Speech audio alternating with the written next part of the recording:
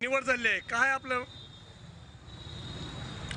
सगळ्यात महत्त्वाचं म्हणजे आदरणीय राहुलजी गांधी यांची जी कन्सेप्ट होती, संघटन सृजन अभियानामार्फत काँग्रेसचे जिल्हा अध्यक्ष आणि जिल्ह्यातले पदाधिकारी निवड, त्या पद्धतीनं संबंध राज्यामध्ये ही संघटन सृजन अभियान राबवण्यात आलं. त्याच पद्धतीनं महाराष्ट्रातील धाराशिव जिल्ह्यामध्ये हे अभियान व्यवस्थित राबवण्यात आलं.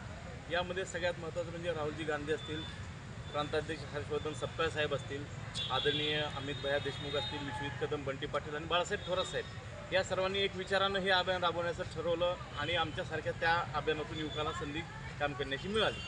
या ठिकाणी ज्या पद्धतीनं हे राबवलं, हे आटी तालुक्यामध्ये ते गेले निरीक्षक, त्या ठिकाणी सगळ्यांचा सर्वे झाला. वन टू वन सगळ्यांना त्यांनी विचारून घेतलं की कुणाला अध्यक्ष केलं जाईल, कुणाला तालुकाध्यक्ष केलं जाईल, कुणाला वेगवेगळी पदं दिली जातील. त्या पूर्ण चाळणीतून 17 नावं आली, त्याच्यातून पुन्हा मला स्वीकारण्यात आलं आणि मला अध्यक्ष करण्यात आलं. त्याबद्दल मी सर्वांचा या ठिकाणी मनस्वी आभार आहे. पुढे काय आव्हान आहेत आपले जिल्ह्यामध्ये? काँग्रेस बऱ्यापैकी बॅकफुटवर गेलेले आहे, तर तिला ऊर्जित अवस्था देण्यासाठी काय तुमचं विजन?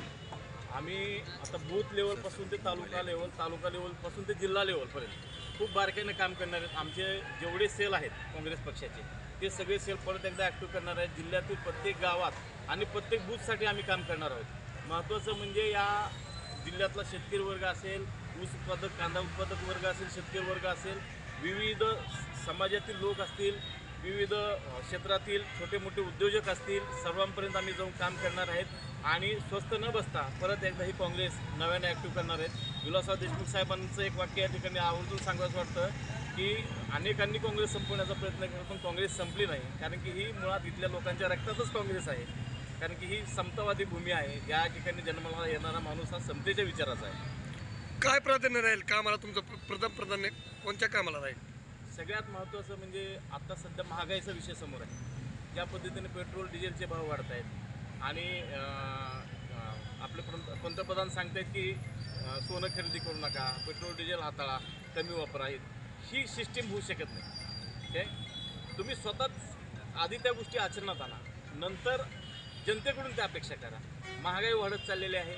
शेतकऱ्यांच्या आत्महत्या मध्यंतरी खूप झाल्या, त्यांच्यासाठी या सरकारनं काय केलं नाही. अतिवृष्टी झाली, त्यांच्यासाठी सुद्धा मदत केली नाही. आणखीन जिल्ह्याच्या पीक विम्याचा प्रश्न रेंगाळत पडलेला आहे. सगळे विषय, युवांना शक्तीपीठाचा विषयसुद्धा आम्ही परत नव्याने घेऊन रस्त्यावर उतरणार आहोत. नेट परीक्षेचा जो घोळ झाला त्याचा देखील आम्ही मध्यंतरी युवक काँग्रेस आणि NSYच्या वतीनं निषेध केला. पण नुसतं निषेध करून नाही, यामध्ये सिस्टीममध्ये भारतीय जनता पार्टीचे लोक आहेत आणि बाहेरचेही काही लोक आहेत. या सिस्टीममध्ये ह्या सर्व लोकांना जोपर्यंत कठोर शासन केलं जात नाही, तोपर्यंत आम्ही स्वस्थ बसणार नाही. हे काँग्रेसच्या वतीने या ठिकाणी